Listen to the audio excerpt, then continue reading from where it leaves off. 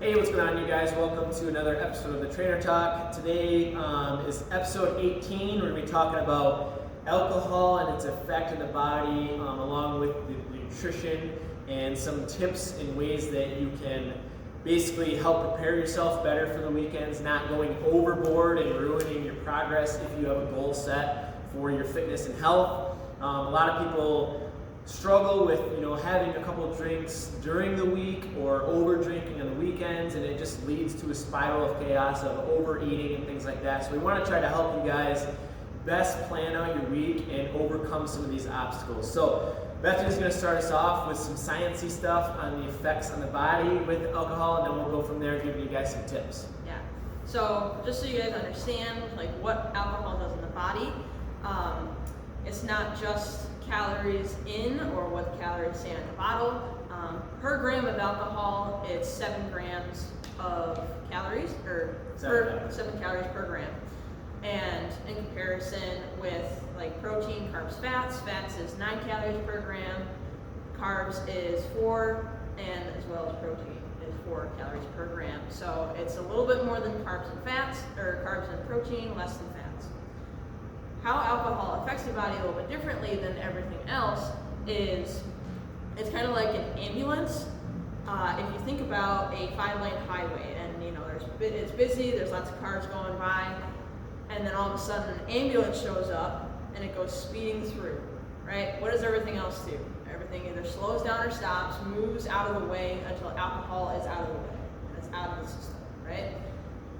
Same thing with alcohol in the body. So all the processes in the body, like digestion, your metabolism, like getting your body ready for sleep, repair, recovery, everything slows down when alcohol is in the system until it leaves. And it actually takes the body a long time to process alcohol the more you have. I think it's like an hour per ounce of alcohol. Yeah. So if you had 12 drinks, it would take about 12 hours to process them. And it is different between men and women as well. Men tend to perhaps process it just a little bit faster.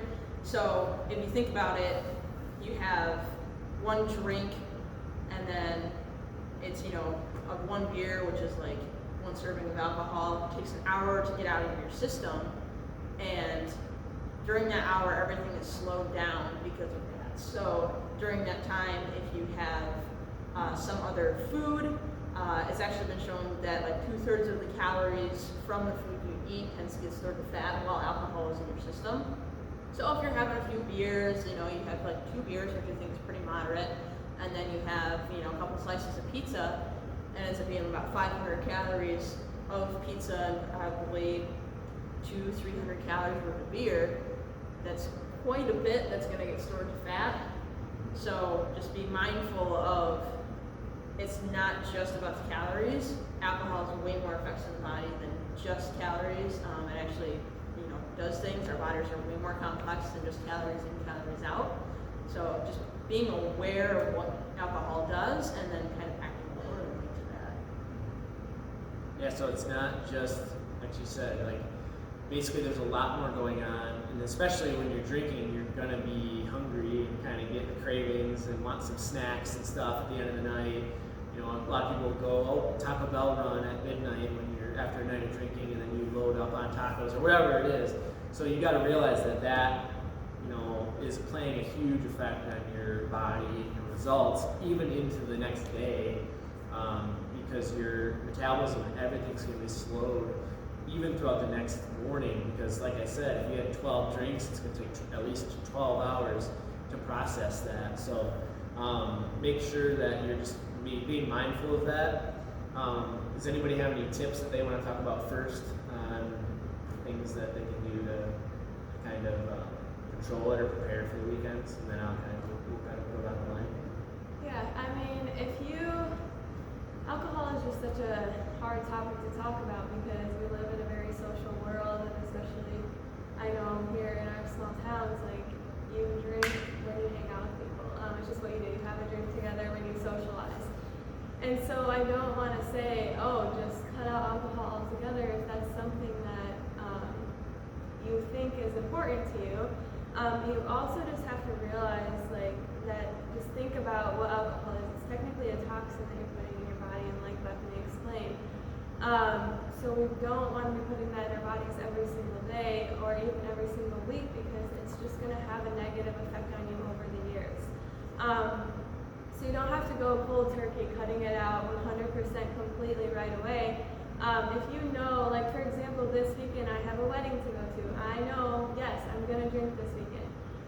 So first of all, I've been 100% on my nutrition this entire week. I haven't drank in a couple weeks. I had another wedding a couple weeks ago, so I drank at that as well. I'm not perfect. I'm human. I have alcohol. I have foods that I love. But I don't have it every single day. I don't even have it every single weekend, because I know that it's just going to make me feel crappy, not just the day that I drink it, but even the day after. So just reminding yourself of your goals. And again, not cutting it out 100%, but just dialing back on it a little bit. And if you would normally have, I don't know, a drink every single day, so that's 7 drinks in a week, maybe cutting it back to only like 4 or 5, and then cutting it back even more once you kind of get used to that. Because I think you'll realize, like, once you start cutting back on alcohol, you're going to start feeling better, and then you won't crave it as much because you'll notice how much better you feel. So that's one tip. Yeah, in the gym, most people's goals are to build muscle or lose fat. So those 2 goals are probably the most common ones that we see. And alcohol kind of affects both of those. Alcohol has calories, like Bethany said, per gram of alcohol is 7 calories, and it can affect your hormones. So it affects kind of both aspects of what you want to do in the gym. It can affect both of them. So to kind of be aware of that and know how much you're drinking and what you're drinking. A lot of people think like vodka sodas or like a whiskey and Coke or something like that's healthier than a light beer. When in fact, I would say probably a light beer is the way to go. Like it might be a little bit more calories, but it also might be less sugar.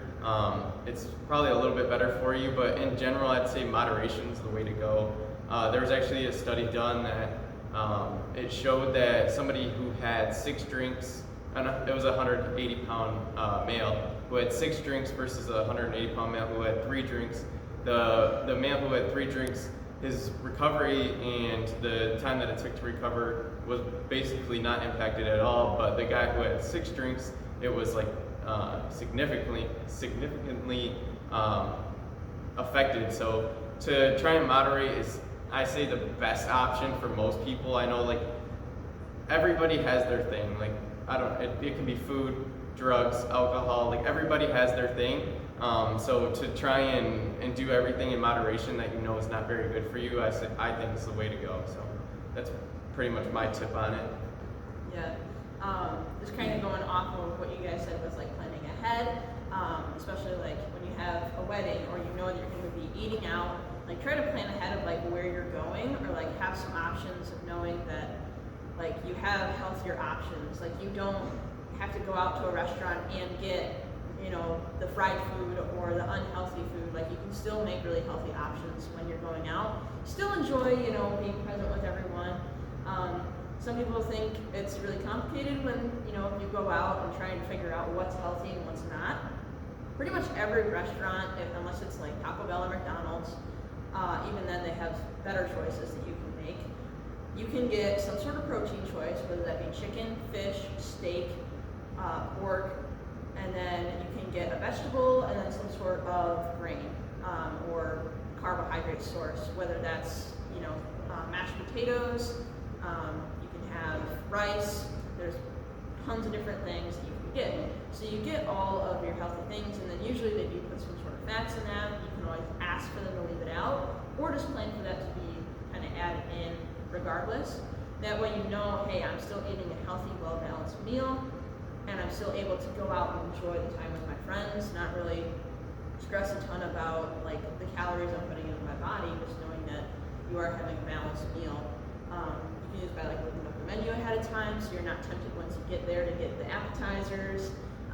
You can also like reach out to your friends and just say like, hey, like let's go somewhere that's gonna have some healthier options, or like this is what I'm trying to do, this is my goals right now. So like hopefully they'll understand and they don't try and pressure you into splitting an appetizer with them. And then kind of like adjust your calories or your macros throughout the week or on that day to prepare for it.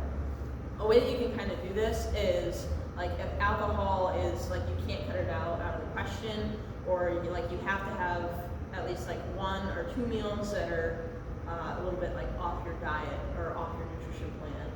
You can kind of work around that so that if you're really good at being disciplined during the week, your nutrition is on point, but you really struggle on the weekends, you can like minimize your calories a little bit during the week. Let's say you have 2,000 calories is like your diet for every day throughout the week. That adds up to about 14,000 calories at the end of the week. And our body works on averages. It's not necessarily day to day. That's why our weight can sometimes fluctuate day to day, even if we're eating the same amount of calories, doing the same workouts, etc. So as long as our weekly balance comes out to be in a deficit, then we're doing good. Now, if you eat your 2,000 calories 5 days out of the week, then on Saturday you end up doing 4,000 calories because you had 10 beers and you had some pizza, and then on Sunday you kind of pulled it back a little bit because you're like, okay, I went a little too overboard, and then you have 500 calories extra. That's still 2,500 over, so you're still not in a deficit at that point, or you're in much less of one than you thought, even though you did good 5 days out of the week, which is generally what we think is really good, but that's possibly why, or one of the reasons why your results aren't coming as fast as you want. And a way that you can kind of get around that is to cut down your calories a little bit during the week. Like if you cut down to 1,800 during the week, yeah, you're gonna have to have a little bit more restriction and be more on par with your diet. But then on the weekend, you can kind of be mindful of like, okay, so I can have 6 beers instead of 10, and I can have a couple of meals that aren't on the nutrition plan at all, but still be accounted for, so that you're still in a deficit and you're still working towards your goals. Like you don't have to cut everything out completely. You can still, like as long as you're maintaining that deficit and your quality control is good during the week, you're not going way overboard on the weekends, then you can still actively pursue your goals, but also have a little bit of balance on the weekends. Yeah. Done? Yes. All right. Yeah, just to add on to that. So like when you are planning to go out and stuff like that, some tips that I have are, take like a certain amount of cash with you. If you're like going out to the bar with some friends, like don't just take your credit cards, because then usually leads to like, tons and tons of pitchers of beer or whatever. So take maybe a certain amount of money with you, and you can't spend any more than that. That way you can only get a certain amount of drinks. Have maybe a limit to how many, set a limit to how many drinks you're going to have. You could always have water in between drinks. I know a lot of people that do that, especially if they're just kind of casually drinking. They'll have one drink, then get a water, have one drink of water. That will not only help keep you hydrated a little bit more to reduce the hangover the next day, but you're also going to probably drink less total drinks of alcohol when you're doing that. If you are going out to dinner, like she said, have a healthier meal if you're going to be drinking, instead of just having like a complete junk meal and drink, because that's just going to be that much worse. Like she said, you're going to have that many more calories at the end of that week. And I get it, people want to let loose on the weekends and enjoy their time.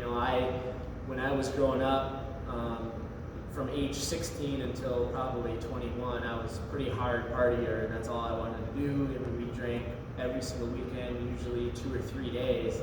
And so I get it, people want to party and drink, and it's just a social aspect of it and enjoying your time. But you gotta realize, if you have goals, or if you have maybe a family you have to take care of, you need to realize that you need to cut this stuff back if you're gonna be able to take care of yourself. So set some goals for yourself and create some barriers and boundaries so that you're not going overboard every single weekend and stunting your results and affecting your body. That's basically what's going to come down to, is just why would you want to stop drinking so much? You're going to have to set the goals, or else there's just no reason to stop or slow down. You have to understand the effects. We've kind of gone over the effects and what that's going to lead to if you do it weekend after weekend of stunting your body's functions, your metabolism, storing more body fat. It's going to lead to disease eventually in your life. You know, if you're storing extra body fat every single week after week for the rest of your life, you're going to be that much higher risk of developing, becoming obese and developing heart disease or diabetes or whatever. So you got to think long term. We're in a world where we only think short term. We're only thinking about the next day. Whereas if you have a family or something like that, or you have a goal, you need to be thinking long term a little bit. So that's, at the end of the day, what's going to make you actually use these tips and actually cut back and start to eat better and do better throughout the week and not drink so much on the weekend. We also have a lot of clients that they like to have one drink before they go to bed because it's just a way to kind of relieve some stress before they go to sleep or helps them sleep.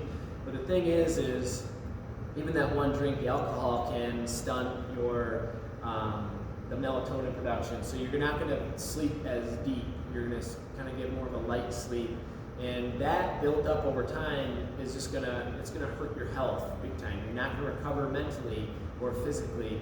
I know a lot of people that develop like Alzheimer's and things like that, memory loss. It's because they probably drank for a long extended period of time, and when you don't recover from your brain from sleep, that's what kind of leads to that. It's not always the case, but I'm just saying you are going to have a higher risk of developing something like that as well. And it kind of comes down to just like stress management. The reason, like when you actually think about why do we actually drink, like it's most of the time it's because we live in a stressful world, we have a stressful job, whatever, and we have to let loose. So try to think of ways to actually build up your strength mentally so that you don't have to turn to drugs or alcohol or whatever to cope with life. That's why so many people love coming to our gym and working out with us, because it's one of the best stress relievers there are. It's the same exact hormone release as you get from doing drugs and drinking alcohol. It's just in a beneficial form. You're actually improving your health. So I just had a client this morning. She's been with us for a couple of years, and she's recently made an extremely crazy transformation over the last year. And she said, if she has a stressful day at work, she comes to the gym and she works off that stress. That's the way to work out a bad day. And so if you are having a bad day, just think about that. You don't have to come to the gym to do it, but get outside and go for a walk, go for a run, clear your mind. You don't have to just turn right to the bottle and have a glass of wine or a beer or whatever, which so many people do, and I get it. I've done it before too. But then you just feel like crap afterward. You're like, why do I have to rely on this just to get through a day? And a lot of times it's just because we're mentally weak. So just to be blunt, and something that we've been working on is our mental toughness, and just making better decisions and being more disciplined. Like that. But like I said in the beginning, there's the only way to become disciplined and take care of yourself and stick to anything is if you have some type of goal in mind. You have to actually understand why you're going to be doing it. And for any of the parents out there, you already have a reason. I couldn't imagine living life without my parents. You probably couldn't imagine living life without your parents. If you did have a parent that passed away way before their time, think about how much you miss them and you love to see them every single day, or even what you would give to be with them one more day. So think about that when you're going in and eating all this junk food and going out and partying or whatever, and drinking, what the effects are on your body and your life. And in one of our talks, Bethany talked about if you are obese or overweight, you're reducing your lifespan by up to 20%. So if you were born to live to be 80 years old, given a healthy life, you are taking away 16 years of your life by being obese. That's insane. That's the difference between being able to walk your daughter or son down the aisle or being there for their graduation, whatever. It's being able to see your grandkids grow up and go to school. So you gotta really understand and think about these things. And I've seen so many people not even think about it until something tragic happens. just this year, there's been a handful of people in their 50s or even 40s that have had a heart attack or have passed away from heart disease, and nobody actually truly thinks about, okay, why is this happening? It's because of their lifestyle, and that's it. It's 99% of the time it's because of their lifestyle. It's not because of their genetic history. I mean, sure, that plays a little role in it when you have that gene, but it's how it's expressed. Your lifestyle is what expresses those hereditary diseases. So think about how you want to live your life and just start to do it in moderation. Like these guys were saying, you don't have to quit drinking entirely, but if you are used to going out Friday and Saturday night and having 6 or 8 drinks with your friends, do something else one night a week, or just reduce the amount you're going to drink. Like I said, take a little bit less money, or set a limit to how many drinks you have. Drink some more water.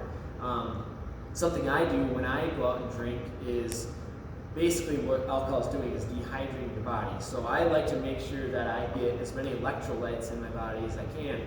So after a night of drinking, I will mix up liquid IV, which is just basically any electrolyte or hydration drink. I'll mix it up in a full glass of water, shake a cup of water, and I'll chug that before I go to bed, and I'll have one in the morning. Not only am I drinking like 40 ounces of water, but I'm getting those electrolytes and rehydrating my body. That's just going to help kind of stunt the effects of alcohol in the body. It'll help with your hangover as well. So those are just some other tips. But all these tips are useless unless you have a goal, like we said. Like, you have to understand why you want to be healthy, what you're going to do to be healthy, and then put these things in place and start to use these strategies to reach your goals. So we're not saying to cut out everything bad in your life, but we are saying you need to improve the good things, and in moderation, do the things that are less healthy for your body. So is there anything else you guys want to add to that? I'll just say, so I had a client the other day who, she was disappointed in herself because she had something planned for dinner, and then her family ended up getting pizza. And she was disappointed, she told me, because she had one slice of pizza and then had a salad with it. And so I asked her, okay, well, how many slices of pizza would you normally have, before we started working together? And she said at least 3 of them. And so I said, okay, that's a win, that you only had the one slice of pizza and you cut yourself off after that. That is what we're saying, is you don't have to go cold turkey on anything. We don't want you to feel deprived. We don't want you to end up binging because you're feeling deprived of the foods that you love. Cutting back is what we're asking you to start with, and eventually you'll see results, you'll feel better, and it'll lead to healthier choices in the future. So take those small wins as wins, and know that every little small win that you have is leading up to a bigger win and leading you towards your goals. Yes, absolutely. It's gonna trickle into new results and goals. Once you kind of make a small accomplishment, it's just gonna roller coaster into new accomplishments. So basically, what she's saying, if you are used to drinking 8 drinks and you only had 4, that's a win. Even though, don't think of it like a complete loss. Oh no, I drank again. It's you did better. It's all about just becoming a little bit better every single day. So that's what we want for you guys. That's what we're here for, is to try to make people live a healthier, happier lifestyle. So if you need help with that, that's what we're here for. We do online coaching, we do personal training, we have group fitness classes, anything. We'll meet with people for free and talk to them about their goals, and we'll give you straight up what we think the best plan for you would be to get you started. So don't be afraid to reach out or stop in. We want to help everybody try to live a healthier lifestyle, and quite frankly, we don't have enough people teaching people how to do that, and that's why we are in this pandemic in the United States of obesity and overweight and unhealthiness, is because we aren't taught these things, and that's why we're here to try to teach you this stuff.